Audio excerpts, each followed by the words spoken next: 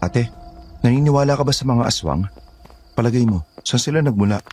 Hindi ko alam, pero dahil masasama sila, kumakain sila ng tao kaya malamang makampun sila ng kadiliman. Pero bakit mo ba iniisip yan? Kasi wala namang kwento na naubos yung mga aswang nung unang panahon.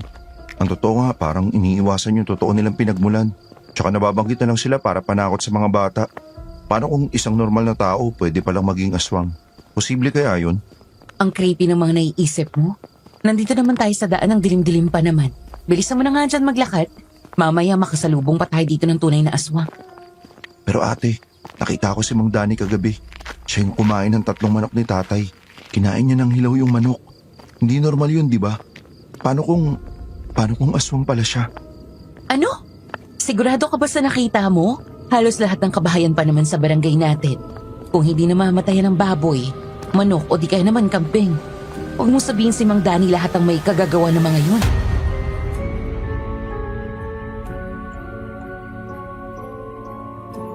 May ideya ka ba kung saan nga ba nagmumula ang mga aswang? Noon naisip ko, paano kung ang akala nating kwento na lamang sa panahon ngayon ay naging pangunahing dahilan ng kapahamakan sa kinalakihan mong bayan?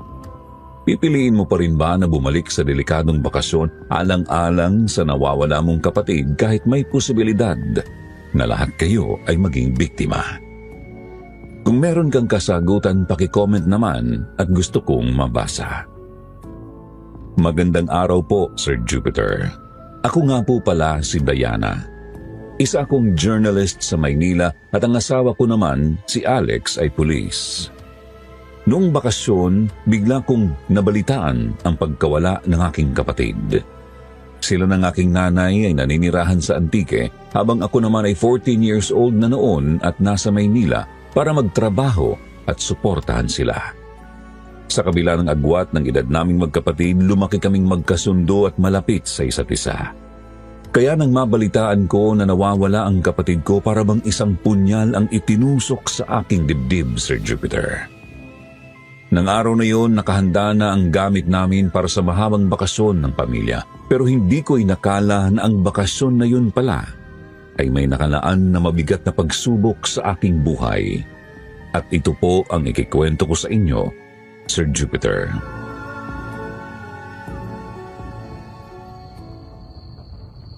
Mahal, gusto mo bang dumaan muna tayo sa tindahan para makabili naman tayo ng pasalubong kay nanay mo? Hindi na kailangan yan, mahal. Huwag na tayo mag-abala. Mas maganda kung makakarating tayo sa Antique ng mas mabilis. Habang tumatagal na, alam ko mag-isa si nanay sa bahay. Lalo lang ako nag-aalala. O sige mahal, bibilisan ko na lang ang pagmamaneho. Salamat.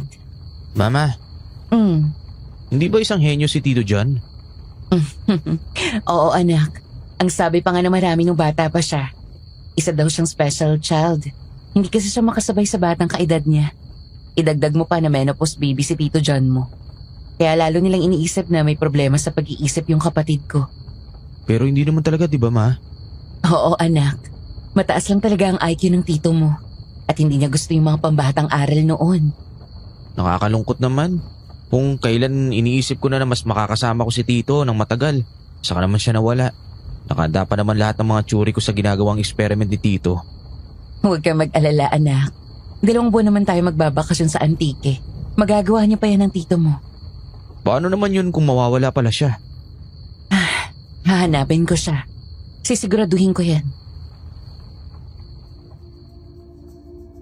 May bigat sa dibdib ko habang binabanggit ko ang mga salitang yon noon, Sir Jupiter.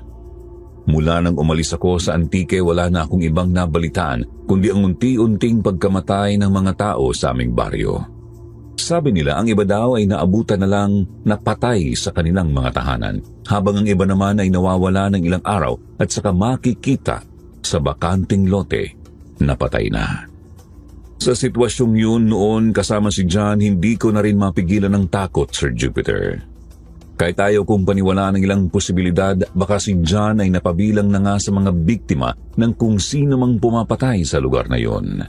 Mabuti na lamang habang hawak ko ang aking sentido at sandaling hinihilot yun, naramdaman kong kinuha ng asawa ko ang aking kaliwang kamay at hinawakan ng mahigpit. Wala siyang binanggit pero alam kong gusto niyang sabihin sa akin na tutulungan niya ako at susuportahan anuman ang mangyari.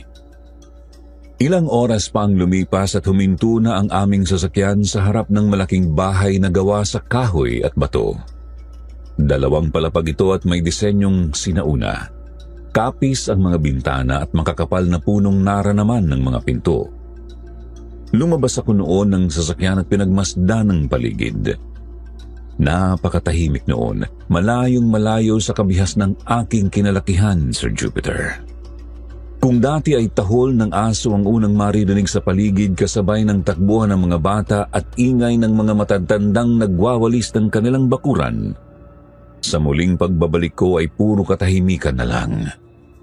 Ang mahinang paggalaw ng puno at mga yabag na nililikha naming tatlo ay tila kakaiba, Sir Jupiter. At higit sa lahat, nakakikilabot isipin na ganoon nakalaki ang pinagbago ng buong baryo dahil sa kung sino mang nilalang na pumapatay doon. Diana. Nay, kumusta po ang pakiramdam niyo? Ayos lang naman ako, wag mo kong alalahanin. Alam kong nahihirapan ka ngayon, Nay. Pero wag ka pong mag-alala. Hindi ako titigil hanggat hindi natin nahahanap si John. Okay? Salamat, anak. Magandang tanghali po, Nanay Fe. Pasensya na po kayo at nag-iisa kayo nung nangyari yun. Kung sana ay naagapan namin ang pagluwas, baka hindi ito nangyayari sa inyo. Diyos ko, Alex, wala namang may alam na mga nangyayari sa baryong ito. Isa pa ang layo niyo sa Antique. Di mo na kailangang isipin ang mga yan, iho. Lola, Apo ko, kamusta ka na? Napakalaki mo na, Jack. Parang kailan lamang sanggol ka tuwing dinadalaw ka namin sa Maynila noon. Siguro na mas mabuti kung sa loob natin ipagpatuloy ang usapan. Masyadong tirik yung araw dito sa labas. Baka magkasakit pa kayo. Oo, anak. Hali kayo, pumasok kayo sa loob. Pasensya na kayo. Alam kong pagod kayo sa biyahe. Pero hindi man lang ako nakapagluto ng makakain para sa inyo. Huwag niyo po kaming alalahanin. Busog pa kami, Nay. kakaiba po ang bahay ninyo, Lola. Ang presko po sa pakiramdam kahit walang aircon. Ganito talaga dito, Apo, sa probinsya. Kaya nga ay naiinganyo ang marami na manirahan sa ganitong lugar kumpara sa Maynila.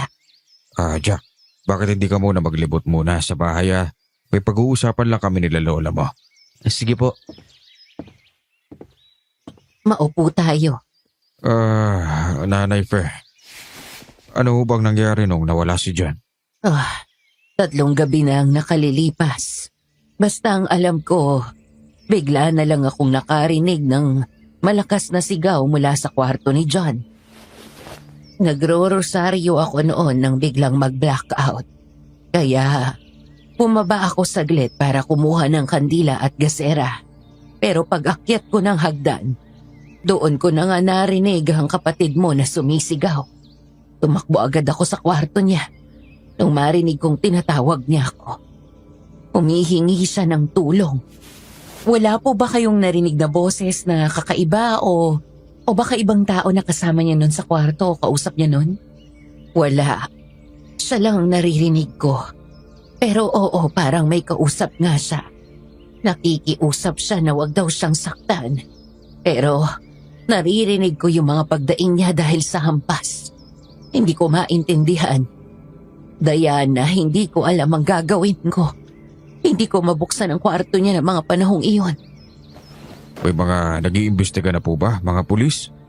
Tumawag ako ng pulis ng gabi ring yon, pero gaya ng laging nangyayari, wala lang rin naman silang magawa.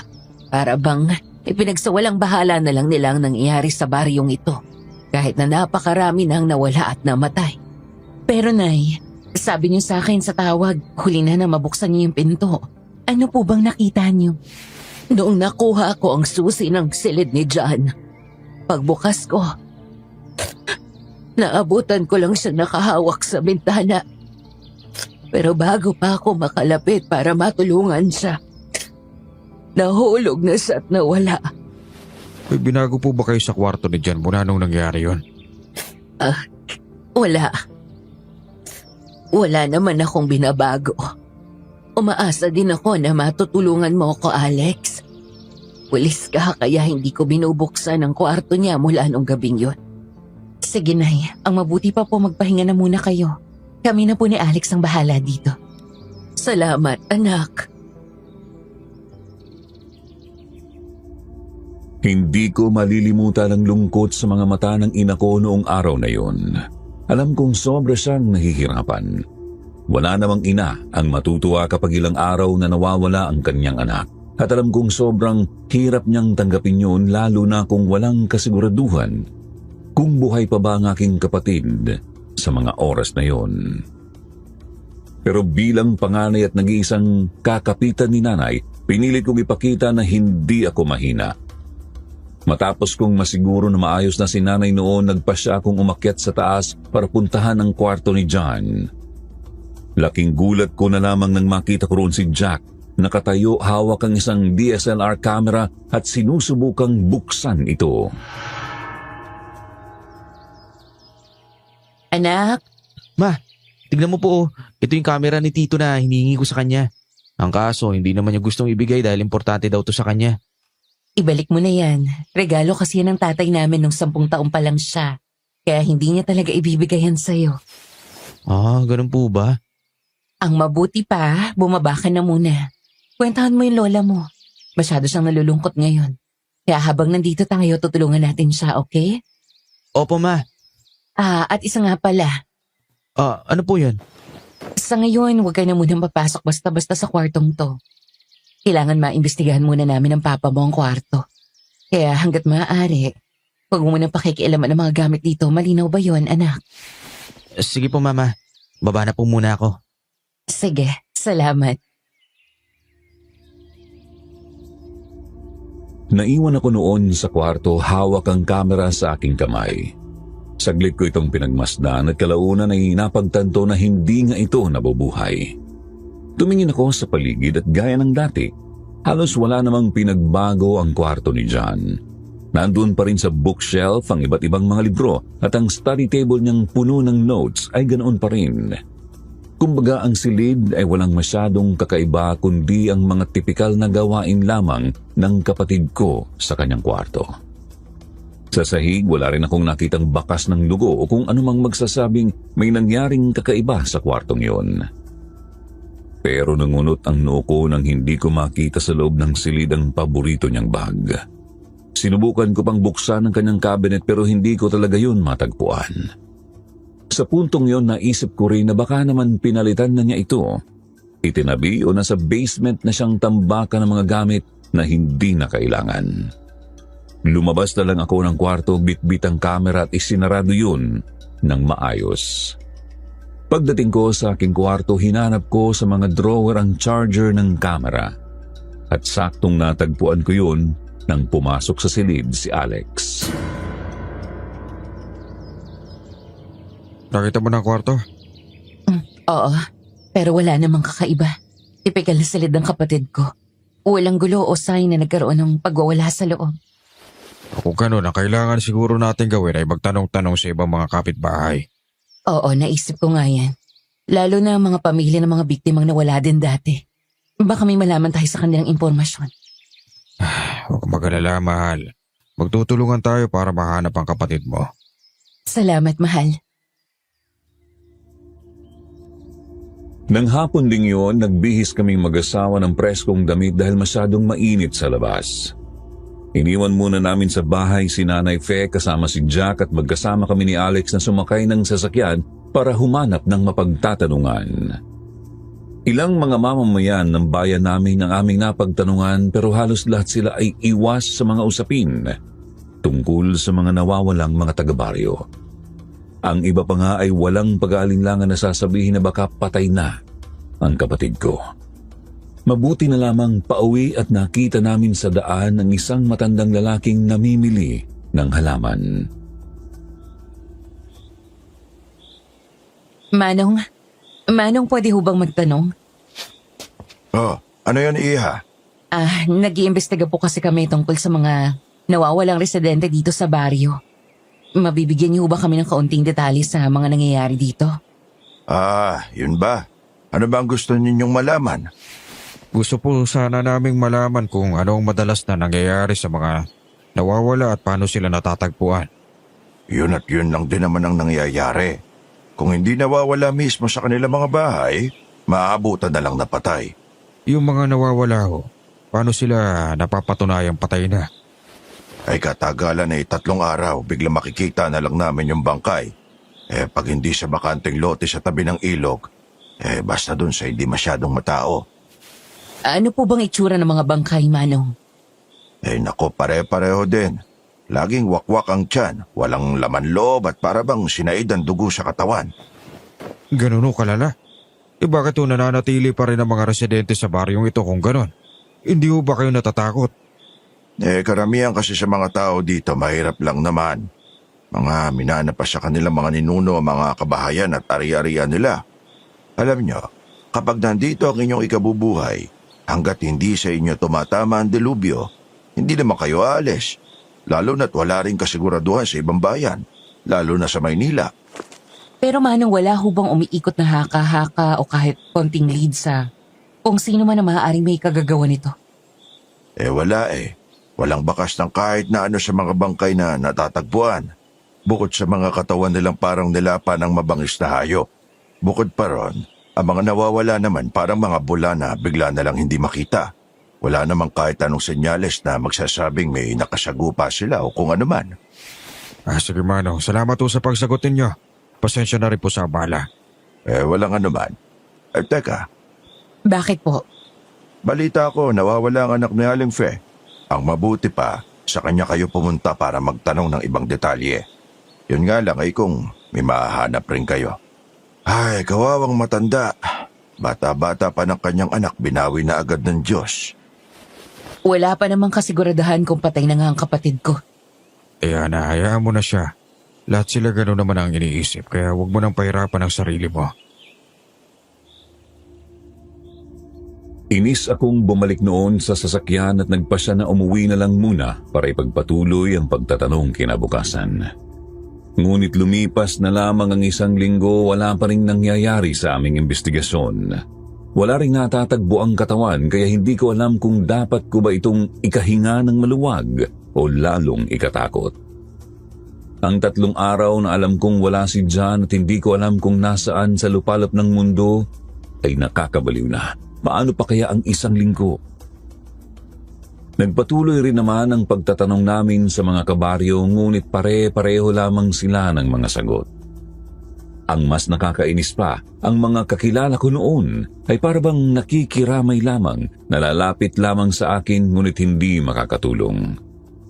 Pero kahit ganoon, tinis ko ang inis at hindi kami huminto sa pagtatanong. Hanggang sa 1 araw, habang wala sa sarili, nakatulala ako sa halaman. Hawak ang hose na may umaandar na tubig. Biglang may nagsalita sa kabilang bakuran. Kung nakakapagsalita lang ang halaman na yan, kanina ka pa sinisigawan. Lunod na siya sa'yo, oh. Ay, Diyos ko. Ay, naku. Hindi ko napansin na natulala na pala ako. O, kita nga. Para kang may kausap na multo sa isip. Oo nga po. Medyo marami lang talaga. Ako nga pala si Mang Danny. Kung naalala mo, nung bata ka pa, ako yung lagi naghahatid sa'yo sa school. Kaibigan ko ang tatay mo. At sabay kayo ng anak ko, kaya madalas ka nakikisakay sa padya ko noon. Opo, naaalala ko na. Ang tagal yung na rin nawala dito, no? Pagkatapos ng elementary yata yun. Parang hindi ko na po kayo nakita. Oo, iya. Pinilit kasi ng nanay ng anak ko na sa Maynila siya mag-high school. Ang kaso, hindi naman naging maayos yung samahan namin. Kaya nang mawalan ako ng trabaho, bumalik na lang ako rito. Ganun po ba? Kamusta naman po kayo ngayon, Mang Danny? Mabuti naman. Ikaw, balita ko 1 linggo nang nawawala si Jack. May nag-iimbestiga na ba sa pagkawala niya? Hindi naman po gaano pinagtutuunan ng pansin ng mga pulis. Parang nakasanayan na ng mga tao dito ang may nawawala. Tapos maghihintay na lang sila. Kung kailan makikita yung katawan ng mahal nila sa buhay. Diyos ko, totoo yan. Hindi ko rin alam kung paano natitiis sa mga tao rito ang ganitong pangyayari taon-taon. Pero ako, ipagdarasal ko na sana makita mo ang kapatid mo. Hanggat wala kang nakikita ang katawan, iha, huwag mong bibitawan ang pag-asa. Salamat po, Mang Danny. Tumalikod sa akin noon si Mang Danny at nagpatuloy sa pag-grass cutter ng mga matataas na damo sa kanyang bakuran. Kita ko pa ang mannerism niyang matagal ko nang napapansin noong bata pa ako. Ang mabilis na pagpikit ng mata na parabang lagi siyang napupuwing. Madalas pa iyong gawing katatawanan ng ibang matatanda at mga bata sa baryo kaya hindi ko maiwasang makaramdam ng simpatya sa matanda. Sa kabilang banda natutuwa rin ako na makita siyang maayos ang kalagayan niya sa buhay. Kinagabihan matapos kong maghugas ng plato nahiga ako sa sofa. Tahimik na ang buong bahay. Nasa taas na ang mag-ama ko at nagpapahinga na rin si nanay noon. Ako naman ay muling inabot ng pag-iisip tungkol sa kung ano na kaya ang nangyayari sa aking kapatid sa mga oras na yun. Paulit-ulit kong tinatanong ang sarili kung buhay pa ba siya o hindi na, kung makikita pa ba namin siya. Kahit ang katawan man lang niya o kung habang buhay na lang kaming magtatanong kung nasaan siya at ano nga ba talaga ang nangyari sa kanya. Sa labis na pag-iisip, hindi ko namalayan na nakatulog na pala ako roon. Ma? Magising! Bakit? Bakit? Para may tao po sa labas. Sandali, babangon ako. May nakita po akong papalapit sa bahay na tao kanina. Sinilip ko sa bintana ng kwarto ko. Nasa harap siya ng bahay ngayon, Mama. Dito ka lang, ako na ang titingin. Sandali, tawagin ko na kaya si Papa. Hindi na, anak. Paniguradong pagod na yung papa mo. Pero delikado po. Hindi ako lalabas. Dito lang ako sa pintuan. Sino yan? May tao ba dyan? Hello? Baka umalis na, Ma. Sandali. Dito ka lang. Ma, huwag ka lalabas. Shh! Huwag kang maingay. May naririnig akong kaluskos. Tatawagin ko si Papa. Hello?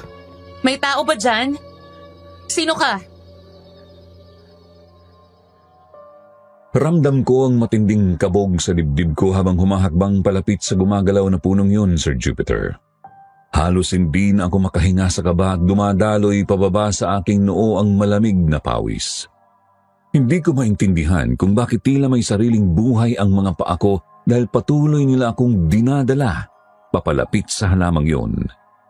Nang nasa tapat na ako, biglang huminto ang pagkilos ng mga dahon at ako naman ay dahan-dahang humawi sa malalagong dahon. Ngunit napasigaw ako nang makita ko ang nasa likod noon, si John, ang kapatid ko, nakapatong sa katawan ng isang lalaking duguan. Nakalubog ang mga kamay niya sa wakwak na tiyan ng lalaki na parabang may hinuhukay sa loob. At nang higitin niya yon, kitang-kita ko ang malapot na dugong tumutulo mula sa sariwang laman loob na agad niyang dinala sa kanyang bibig at ninamnam na parabang masarap na pagkain. Napaatras ako sa matinding takot at sa sandaling yun ay lumingon na siya sa akin. Malawak siyang ngumiti bago nagsalita. Ate, nandito ka na ulit. Umuwi ka na pala. Anak! Anak, gising! Nananaginip ka! Gising! Nay? Oh, bumangon ka ng dahan-dahan. Naku, kanina ka pa siguro binabangungot. Sandali lang at ikukuha kita ng tubig. Oh, anak, eto. Ay nako, bakit ba naman kasi dito ka natulog? Hindi komportable ang higa mo rito. Bakit hindi ka doon sa kwarto niyo ni Alex? Sorry po, Nay, nakatulog lang ako dito. Aakyat na rin naman sana ako kanina.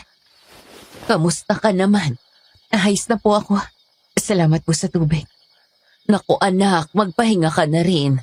Hindi ko kakayanin kung pati ikaw magkakasakit o mapapahamak. Alam kong napapagod ka na kaya ipahinga mo na rin ang katawan mo. Opo, gusto mo bang ipagtimpla kita ng gatas? Hindi ba pampakalma mo yung dati nung bata ka pa? Lalo na kapag nagigising ka sa masamang panaginip. Sige po, Nay, salamat po. O sige. Dito ka lang muna at ipagtitimpla kita ng gatas. Naiwan akong muli sa sala At noon ko lang naramdaman na parabang ngayon pa lang ako nagkaroon ng pagkakataong habulin ang hininga. Nanginginig ang mga kamay ko noon, Sir Jupiter. Hindi ko alam kung paano ko pakakalmahin ang sarili. At hindi maalis-alis sa isip ko ang panaginip ko, lalo na ang itsura ni John na parabang isang halimaw o hayop na hindi ko maipaliwanag. Bigla akong nakaramdam ng kilabot kaya tumayo ako at sumunod kay nanay sa kusina. Naupo ako sa may bar counter at pinanood ang mga galaw niya. Nandoon pa rin ang lungkot sa kanyang mga mata pero kita ko rin ang pagsisikap niyang maging matatag para sa amin. Naalala mo ba nung mga bata pa kayo? Ikaw pinagtitimpla kita ng gatas bago matulog sa paraang normal at alam ko. Pero si John, may specific pang bilin. Lagi kasi niyang sinasabi na hindi daw makukuha ang nutrients ng gatas kapag hindi tama ang timpla. Ay naku, oo, sinabi mo pa. Ang kapatid mo talagang yon. Minsan hindi ko na rin maintindihan yung mga pinagkakaabalahan niya sa buhay. Nalalo ko pa noong nag-aaral siya. Umuuwi siyang laging galit dahil nasasayang daw ang oras niya sa school. Wala naman daw siyang natututunan dahil alam na niya mga yon. Oo nga, Nay. Hindi ko rin alam kung bakit naging ganun katalino yung kapatid kong yun. Samantalang ako, nung nag-aaral pa ako, kailangan ko pa magpuwit gabi-gabi para lang makapas sa bawat semester. Hindi ko na rin alam, anak, kung saan niya nakuha ang talinong yun. Di naman ako magaling sa klase noon. Abay, lalo na ang tatay mo. Siguro sadya lang po talagang kakaiba si John, Nay. At maswerte tayo dun. Tama ka, anak. Kakaiba ang kapatid mo. Espesyal siya sa magandang dahilan. Mapagmahal at matalino. Malambing din at pinahahalagahan niya lahat ng taong importante sa kanya. Sana nga lang ay nagawa ko siyang alagaan ng mabuti. Sana wala siyang kinikimkim na galit sa akin lalo na kung minsan na hinapapagalitan ko siya.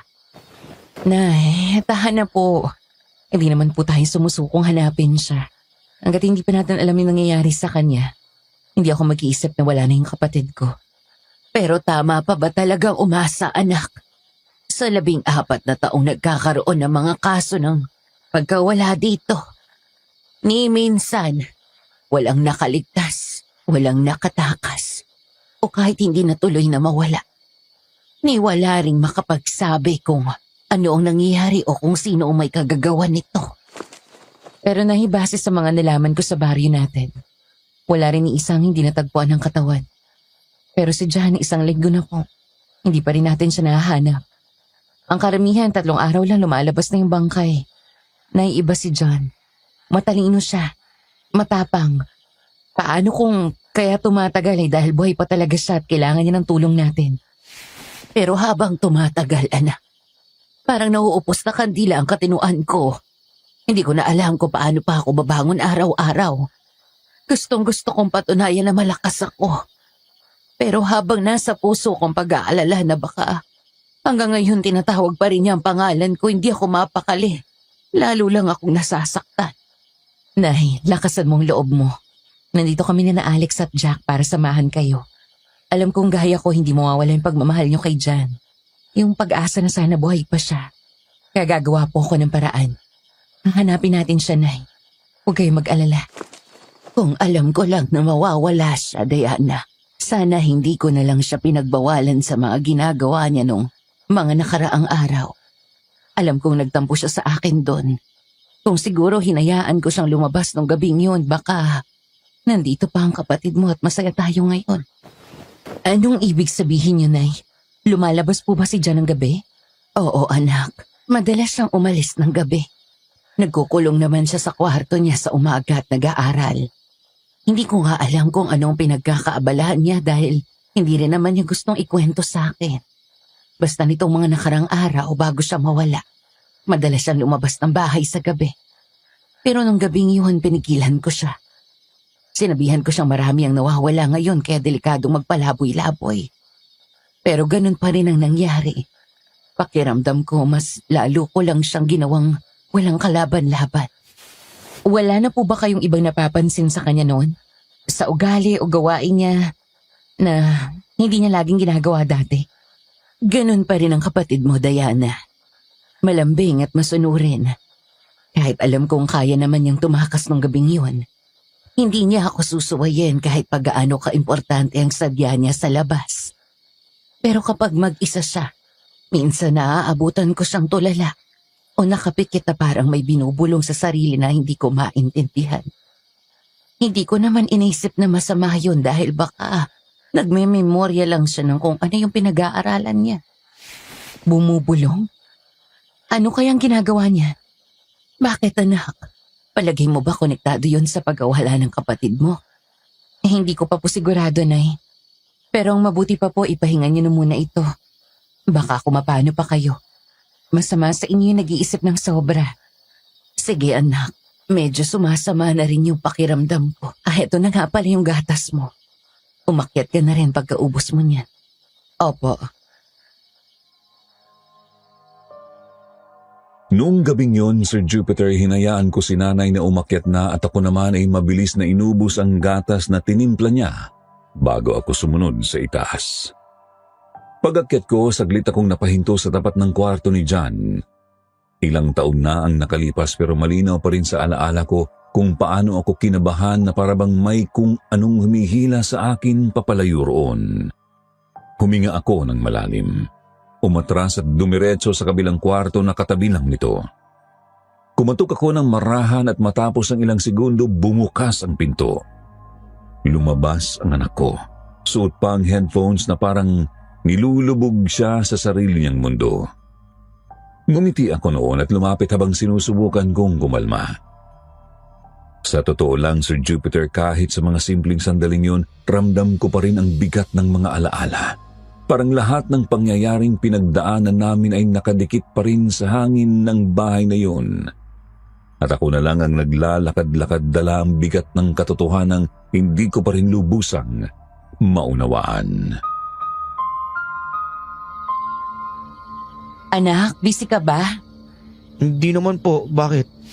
Kailangan kita ngayon, anak. Papasok tayo sa kwarto ng Tito John mo. Gusto ko sanang tulungan mo ako maghanap ng anumang bagay na pwedeng magturo sa atin kung nasaan ang tito mo. Ako po? Oo, anak. Narealize ko kasi na kumpara sa akin, mas malapit ang agwat ng edad niyo. Isa pa, alam kong magkasundo kayo sa mga hilig niyong pag-aralan. Hindi ba yun nga yung laging laman ng usapan niyo sa video call? Ha? Opo, Mama. Idol ko po kasi si Tito eh. Gusto ko rin po maging kasi ang talino niya. Sige anak, halika muna. Tulungan mo muna ako. Sige po. Ano po ba yung hanapin natin ngayon? Ang totoo niyan, hindi ko alam. Pero hindi ba madalas kayong mag-video call ng tito mo? Opo. Wala ba siyang nababanggit sa'yo tungkol sa bago niyang pinag-aaralan? Ang alam ko lang yung human to monster theory niya eh. Ang sabi niya sa akin, may posible daw na paraan para ang isang normal na tao maging isang halimaw. May nakikita ka bang bagay dito sa silid na pwedeng may kinalaman sa sinasabi ng tito mo? Sandali lang po. Saan niya kaya nilagay yung librong pinakita niya sa akin noon? Ano bang itsura, anak? Kulay red na makapal na libro yun eh. Ang alam ko, nung tinabi niya yun, nandito siya sa may baba ng kama. Sandali. Baka nasa ilalim ng kama, titingnan ko. Anak, ito ba? Yun nga po, Mama! Pero kung dito nahuhumalingin ng tito mo, bakit nakatago? Kilala ko siya. Kapag may pinag-aaralan siya, marami siyang notes. May mga nakadikit kung saan-saan. Hindi lang siya basta nagbabasa ng libro. Opo, may pinakita siya sa akin noon eh. Konting explanation lang ng theory niya yun. Nakadikit-dikit pa nga sa board eh. Ang kaso, iba naman ang nakalagay sa board na to. Hindi ito yung pinakita niya sa akin. Sandali, subukan nating baliktarin anak. Tingnan mo, may gulong ang board na to. Oo nga. Teka ma, diyan ka sa kabila, dito ako. Namilog ang mga mata ko nang makita ko ang kabilang bahagi ng board. Tama nga si Jack, Sir Jupiter. Obsessed na obsessed ang kapatid ko sa kung anumang teorya yon at ilang taon na ang nakalipas mula ng pag-aralan niya kung paanong nagiging halimaw ang isang normal na tao. Habang tinitingnan ko noon ang mga notes niya, ang mga drawing na nakadikit sa board, Sir Jupiter, hindi ko mapigilang kilabutan Doon malinaw na ipinakita ang kagustuhan niyang makabuo ng isang nilalang na kumakain ng laman loob ng tao. Sariwa at parang hayop kung umatake. Sa mga drawing niya, mukha itong taong tinubuan ng makakapal na balahibo. May mahahaba at matutulis na kuko at mapupula ang mga mata. May kasama pa itong mga sketch tungkol sa sobrang pagkagutom sa laman, pati listahan ng mga senyales gaya ng pagkahilig sa dugo at biglang pagnanasa sa pag-atake. Lahat yun nakakikilabot na nakapaskil sa parehabang board sa silid ng kapatid ko noon, Sir Jupiter. At sa isang iglap, ang kapatid kong akala ko'y lubos ko ng kilala ay parabang naging isang estranghero. Hindi ko maiwasang maalala ang masamang panaginip ko noong araw na yun, pati ang mga biktima sa baryo na malinaw na iisang nilalang lang ang may gawa. At sa lahat ng yun, ang kaso lang ni John ang naiiba. Siya lang ang hindi natagpuan at siya rin ang tanging gising nang kunin siya ng kung sino o anumang nilalang na yun. Dahil ang ibang biktima kung hindi natutulog ay malinaw namang wala ng kakayahang gumawa ng kahit anong ingay. Ma, okay ka lang ba? Gusto mo tawagin ko si Papa? Alam mo anak, mabuti pa nga tawagin mo na yung papa mo. Sabihin mo kailangan ko siya ngayon. Sige po. John, nasan ka na ba? Bakit may mga ginto kang gamit sa kwarto mo? Anong kinalaman mo sa lahat ng nangyayari sa baryong to? Mahal, may problema ba? Halika, Alex. May kailangan ka makita. Saan mo nakita yan? Binaliktad lang namin itong board ni John at ito yung natagpuan namin. Ano pong ibig sabihin nito, Ma? Iniisip niyo ba na may kinalaman si Tito sa mga nangyayaring kidnapin at patayin sa lugar na to? Hindi ko alam, anak. Pero hindi natin pwede isawalang bahala to. Masyadong detalyado ito. Para bang konti na lang at alam na niya ang ginagawa niya. Kung ihahalin tulad sa isang eksperimento, malapit na siya magtagumpay. Napaka-unusual nito, Alex. Alam ko pala aral at sobrang curious sa maraming bagay si John pero never ko siyang nakita na may ganitong interes. Isa pa may hematophobia siya. Takot siya sa dugo. Paano niya pinag-aaralan ng ganitong mga bagay? Kung ganon, baka impluensya ng iba. Imposible. Hindi pala kaibigan ng kapatid ko. Wala rin naman siyang nabanggit sa akin na kakilala o kaibigan, Papa. Lalo na pagka nagbi-video call kami. O sa bagay, sa personality ni John, hindi naman siya mabilis maimpluwensyahan. Lalo na sa mga bagay na hindi niya hilig. Pero kung pagbabasihan ang lahat ng litrato at ng mga notes na lang dito, parang ilang buwan o taon na niya itong pinag-aaralan. Ilang taon? Paano mo nasabi yan, mahal? Tingnan mo itong ilang drawings. Yung mga nauna malabo. Faded na parang nalipasan ng panahon. Tapos unti-unting gumaganda ang kalidad. Nung una, hindi pa maayos ang pagkakadrawing eh. Pero sa mga huling gawa, mas detalyado na, mas realistic, at mas bago ang papel. Halatang hindi pa gaano katagal. Ilang beses na ba niya nabanggit sa'yo to, Jack? Nitong last ko lang po namin, Ma. Ibig sabihin kung matagal niya na pinag-aaralan to, posibleng ang ilang taon na niya itong tinatago sa atin.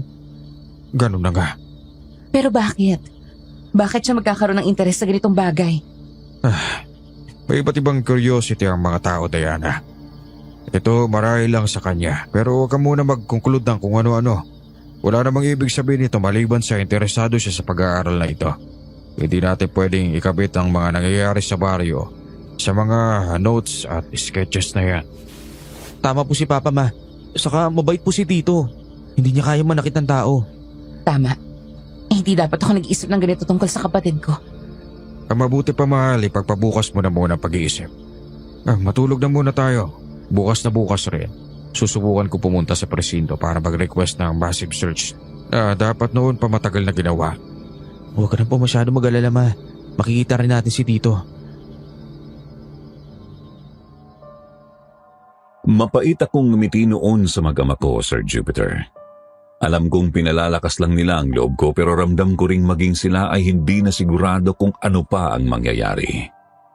Ayoko mag-alala sila ng husto kaya sumama na ako kay Alex at nagpa siyang matulog.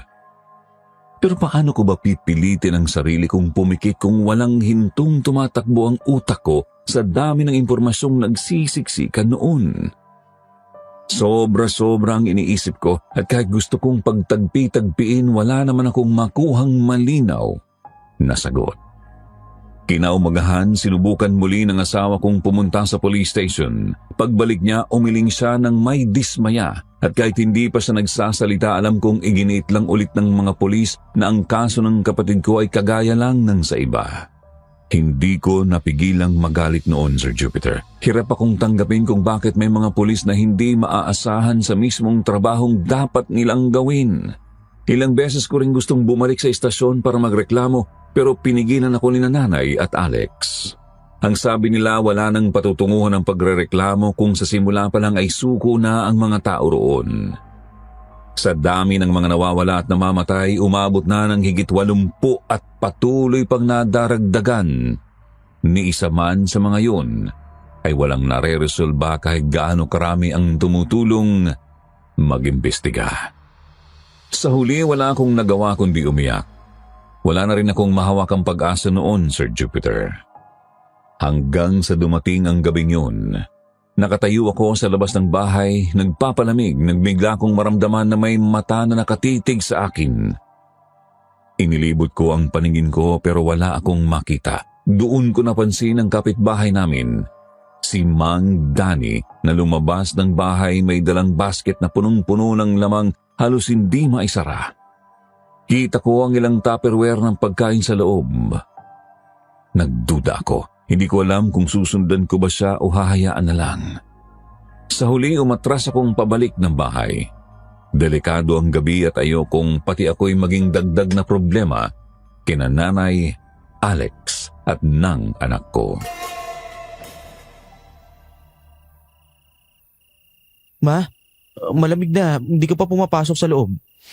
Susunod na rin ako, anak. Magpapalamig muna ako dito sa labas. Ma, naniniwala ka pa rin po ba na buhay si Tito John? 2 linggo na po siyang nawawala eh.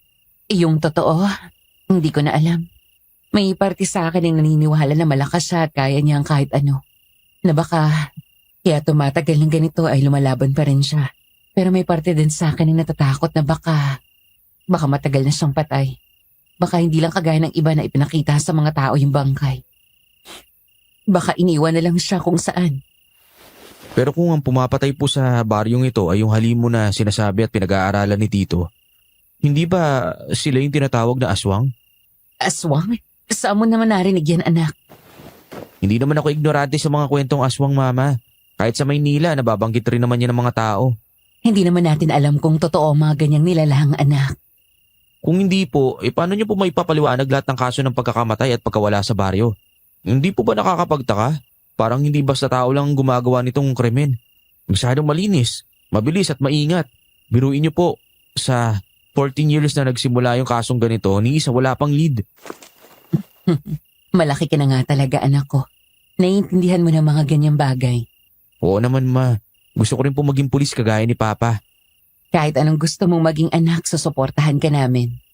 Salamat po. Naalala ko tuloy si John. Sa sobrang talino niya, hindi siya nagkolehiyo. Hindi kasi niya alam kung anong kurso yung pipiliin niya na hindi niya pagsasawaan. Nabanggit niya nga po sa akin. Kaya nga sobrang nakakamangha si Tito dyan eh. Sobrang talino niya. Kaya ako, Mama, naniniwala ako na buhay pa si Tito. Magaling yun eh. Hindi yun basta-basta makukuha ng hindi siya handa. Lalo na't hindi bago sa kanya yung mga nangyayari sa baryong to. Kaya sure ako, handa yun si Tito. Malamang kaya nga wala pa siya hanggang ngayon kasi buhay pa siya at nilalabanan niya pa yung kung sino mang sila rin dito. Talaga, anak? Oo naman po. Matanong kita, Jack. Ano sa palagay mo yung connection ng mga nakita natin sa kwarto ng tito mo? Ako, feeling ko po matagal na niyang pinag-aaralan ng nangyayari sa baryo. At baka yun ang nabuo niyang theory kung sino ba talaga ang salarin dito. Kung sa bagay, posible nga. Oh, bakit nasa labas pa kayong mag-ina? Muntikan ko na kayong masaraduhan dyan. Mabuti na lang at iningnan ko muna ang labas. Sinamahan lang po ako ni Jack magpahangin. Papasok na po kami. Anak, tara na. Sige po. Ate! Tulong! Sandali. Narinig niyo ba yon? Ang alin, anak? May naririnig po ako parang Ate! Tulong! Tulungan mo ako! si John. Ma, wala naman po akong naririnig eh. Hindi. Narinig ko eh. Hindi ako pwede magkamali. Diana, bakit hindi tayo sa loob na lang? Ate! Tulong! Diyos ko, nandito nga siya. Naririnig ko siya. Ma, saan ka pupunta? Papa! Apo, sundan mo ang mama mo. Ako na ang gigising sa tatay mo. Sige po. Ma, hintayin natin si Papa. Hindi ko na nagawang sumagot sa pagtawag ng anak ko noon, Sir Jupiter. Buong atensyon ko ay nakatutok sa boses ni John na paulit-ulit kong naririnig. Nang sundan ko ang pinanggagalingan noon, napahinto ako sa tapat ng malawak at madilim na kagubatan. Napalunok ako sa katumingin kay Jack na naghahabol ng hininga habang humahabol sa akin. Pareho kaming natigilan sa harap ng malaking gubat na yon. Wala kaming masabi pero kita ko sa mukha ng anak ko ang pagtataka, lalo na tuwing muling umaalingaw-ngaw ang sigaw ni John na siya man ay malinaw na ring naririnig. Naluluha ako noon, Sir Jupiter, habang nakiusap sa anak kong maghintay sa labas ng gubat, hintayin ang papa at lola niya, at huwag papasok anuman ang mangyari. Ako naman ay magtatangkang hanapin si John sa loob kahit madilim ang kakahuyan, sapat ang liwanag ng malaking bilog na buwan para alalayan ako sa bawat hakbang papasok. Habang lumalalim ako sa gubat, mabilis na ang takbo ko. Paulit-ulit kong tinatawag ang pangalan ni John at halos maghabol na ako ng hininga.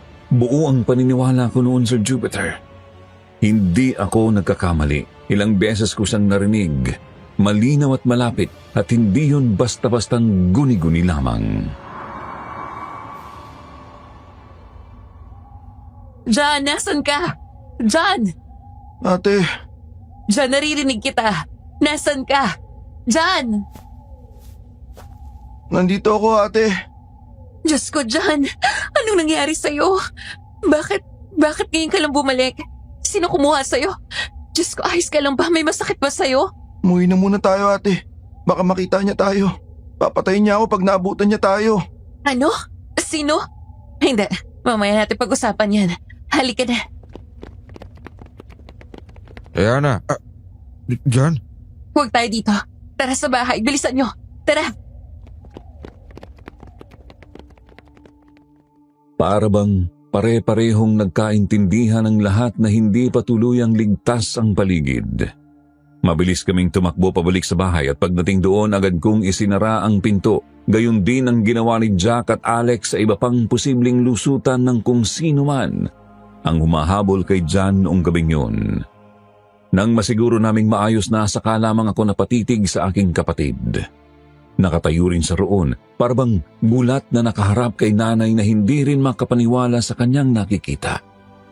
Hindi nagtagal, halos magkandautal-utal na sumubok magsalita si nanay, ngunit mas nanguna ang kanyang mga luha.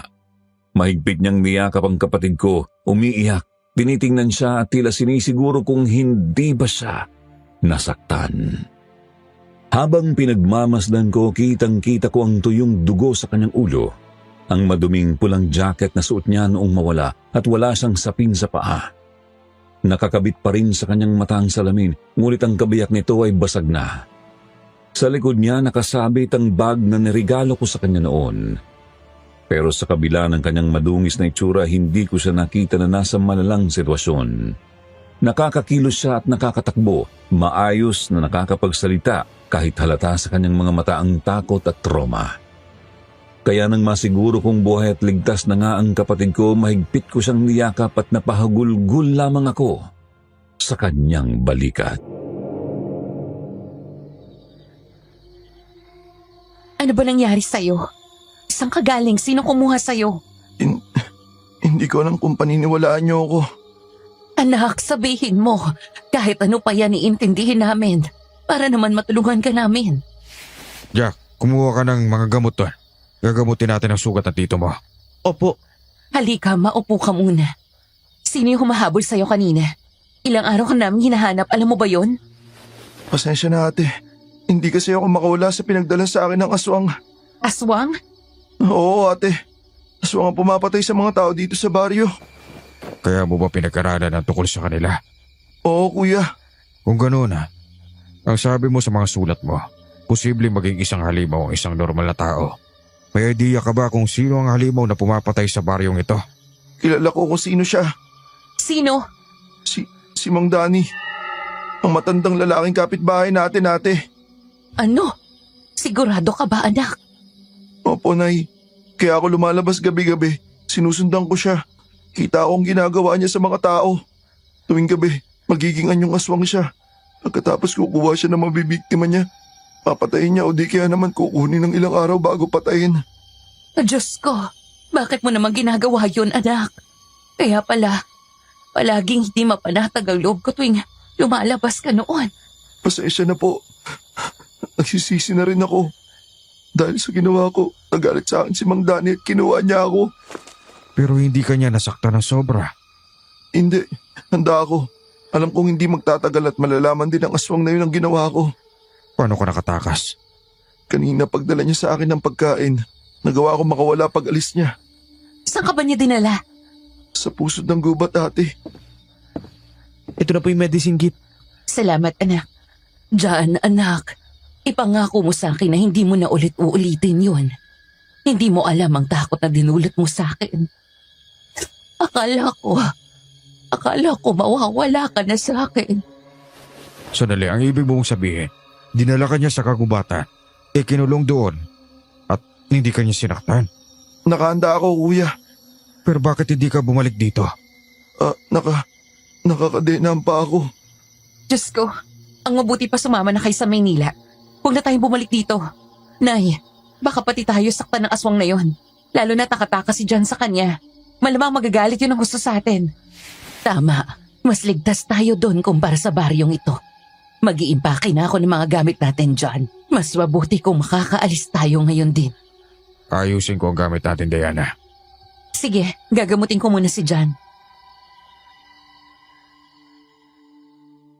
Nanginginig ang mga kamay ko habang ginagamot ko ang sugat sa ulo ni John at habang ginagawa ko yun, tahimik lamang siyang nakaupo. Ni hindi man lang dumadaing, para bang malalim din ang iniisip niya. At dahil nasa sala kami nakatapat siya sa harap ng malapad na TV. At mula sa aking pwesto sa kanyang likuran, kitang-kita ko ang kanyang reaksyon. Bahagya siyang nakangiti, napakatipid ngunit kitang-kita ang pagpipigil. Nangungunot naman ang noo ko habang pinagmamasdan siya mula sa refleksyon. Saglit na parabang biglang kumabog ang dibdib ko. Hindi ko may paliwanag kung bakit. Parang bumalik ang bara sa aking lalamunan at pinanindigan ako ng balahibo. Hindi naman sinasadya ngunit habang nililinis ko ang kanyang sugat, tumama ang paningin ko sa kanyang paanan. Madumi yun ngunit walang bakas ng kahit kaunting pagkakagapos o kadena. Kaya naman lalo pa akong napalunok at kinabahan. John, Bakit, ate? masaya ako na nakabalik ka na ng buhay. Sa dami ng balitang masasama sa baryong to, lahat sila hindi na nila inaasahan na babalik ka pa. Pero tama ako, malakas ka. Marami kang kakayahan at matalino. Malalampasan mo ang kahit ano. Salamat sa hindi pagsuko, ate, ha. Pero patawad din dahil hindi ka namin nagawang iligtas ng mas maaga. Delikado ang gubat para sa inyo. Mabuti na lang, hindi na rin kayo naganap doon. Maraming mga patibong si Mang Danny. Baka mapahamak lang kayo. Ilang pulis na rin po ang namatay dahil doon. Kaya nang mawala ako, alam kong hindi na rin magtatangka ang mga pulis na mahanap pa ako. Salamat at hindi ka sumuko. Kilala mo ako, ate. Hindi ako basta-basta sumusuko. Alam ko, pero hindi pa rin ako makapaniwala kay Mang Danny. Para nung isang araw lamang kausap ko siya.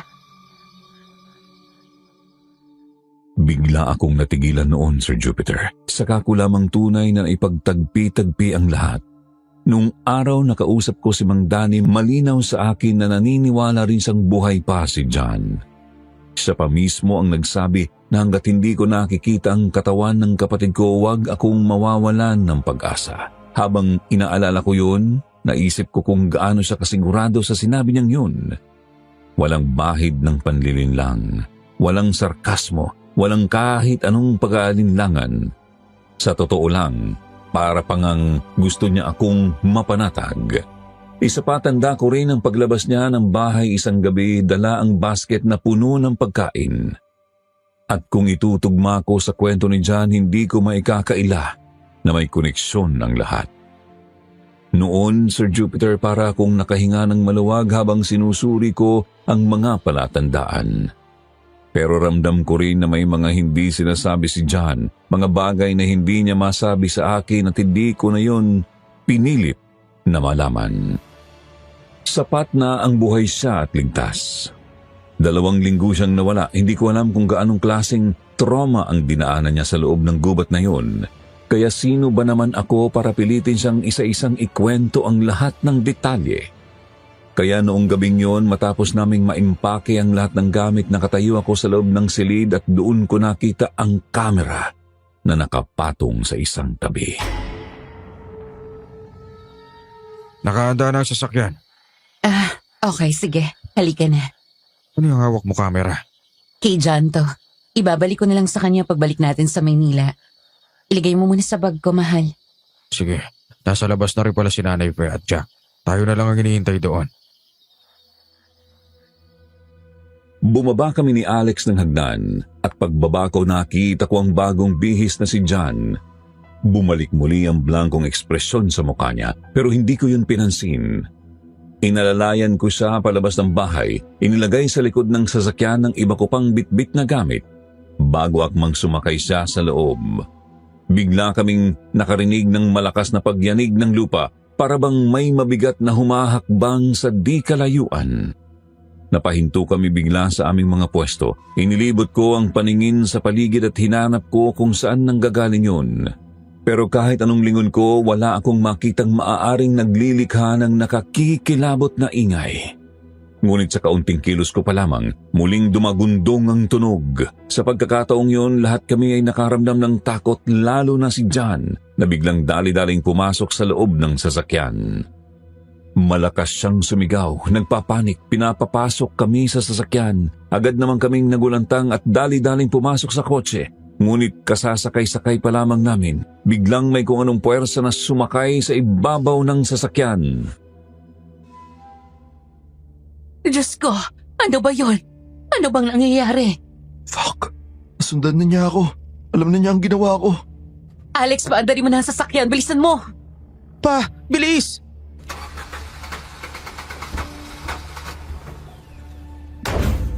Huli na. Huli na tayo. Kasalanan ko to eh. Shit. Hindi. Walang may kasalanan dito kung hindi si Mang Danny na yan. Hindi umaatara sa sasakyan. Ano? Akala ko ba sabi mo handa na kanina? Hindi mo ba chinek yung engine? Chinek ko, maayos naman to kanina. Pa, tara na! Nayuyupi na yung buong kotse! Labas! Labas kayo! Pumasok tayo muli sa bahay! Ano? Hindi ba mas delikado yan, anak? Mas lalo tayo mamamatay agad dito. Nay, konting talon pa ng aswang, maipit na tayo. Kailangan ko mapatay ang aswang. Hindi niya ako sasaktan. Pero paano kung galit siya sa akin? Paano kung hindi na siya magtimpi pa? Kasalanan ko to. Kasalanan ko to. John, ano ba? Kailangan na nating lumabas! Hindi. Ayoko. Papatayin niya ako. Akong bahala sa'yo, halika na! Hindi. Kaya siya nandito dahil binabalikan na niya ako. Papatayin niya na ako, ate. Hindi niya ako pwede makita. Wala na tayong ibang pagpipilian, hindi umaandar ang sasakyan. Jack! Nanay! Sabay-sabay na tayo lumabas. Diana, John, bilis! Takbo! Ah! Mabilisan ninyo! Hila ko si John habang natakbo kami papunta sa bahay. Paglabas namin ng sasakyan, hindi ko mapigilan ang mapalingon sa ibabaw nito at nagkandara pa ako nang biglang tumalon pababa ng kotse ang isang malaking halimaw. Matalas ito, mga 7 talampakan at payat ang pangangatawan. Ang kanyang ulo ay parang naglalagas na buhok at ang kanyang mga mata ay parang luluwa na rin. Namumula at tila nanunubig, hindi ko maintindihan kung naiiyak.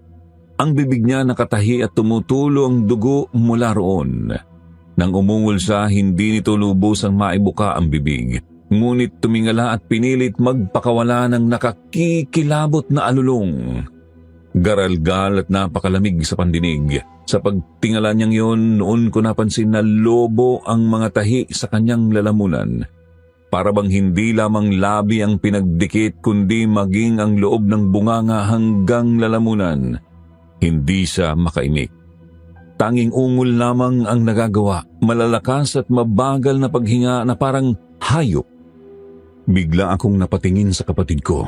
Kagaya ko, nakabagsak siya sa damuhan at nakatingin din sa halimaw. Kitang-kitang takot sa kanyang mata.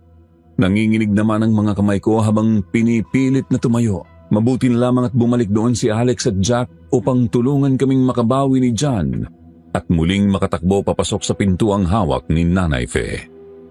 Pagpasok namin sa loob, agad namang isinara ang pinto, ngunit kitang-kita ko pa rin mula sa sala ang itsura ng halimaw.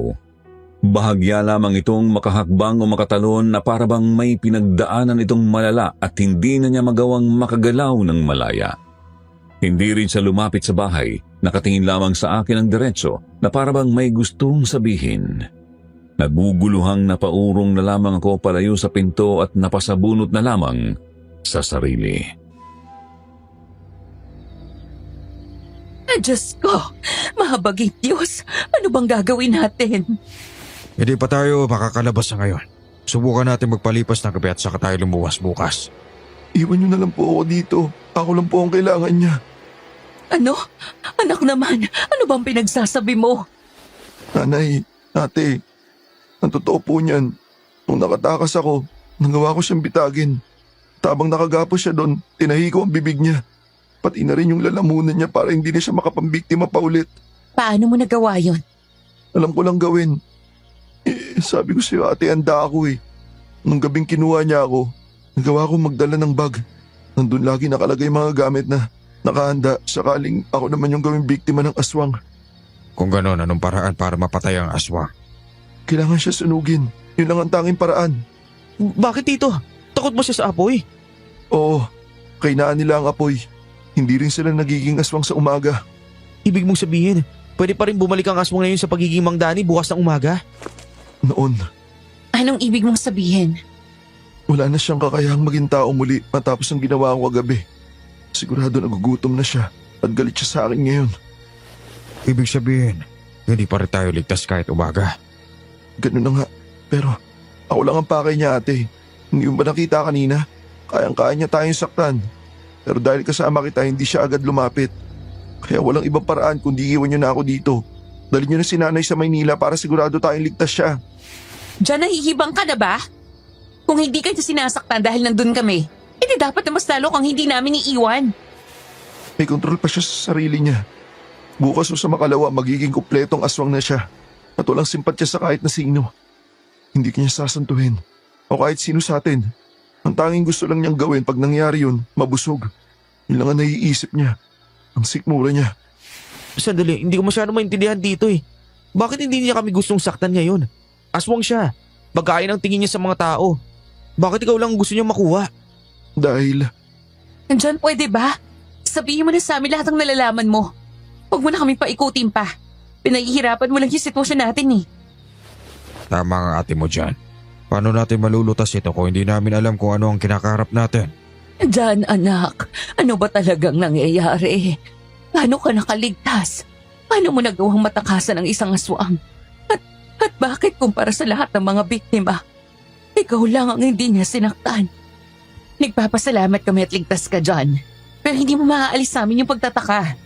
Hindi dahil gusto naming mapahama ka, kundi dahil gusto naming malinawan sa nangyari. hindi niya ako kinuha para maging biktima. Kinuha niya ako para gamutin siya. Ano? Nung nalaman niya ang pag-aaral ko tungkol sa mga aswang, sa mga taong naging aswang, kinuha niya ako para pag-aralan ko kung paano siya maibabalik sa dati. Yun ang ginawa ko sa loob ng 2 linggo pero wala akong mabuong teorya kung paano siya matutulungan kaya para makatakas niloko ko siya.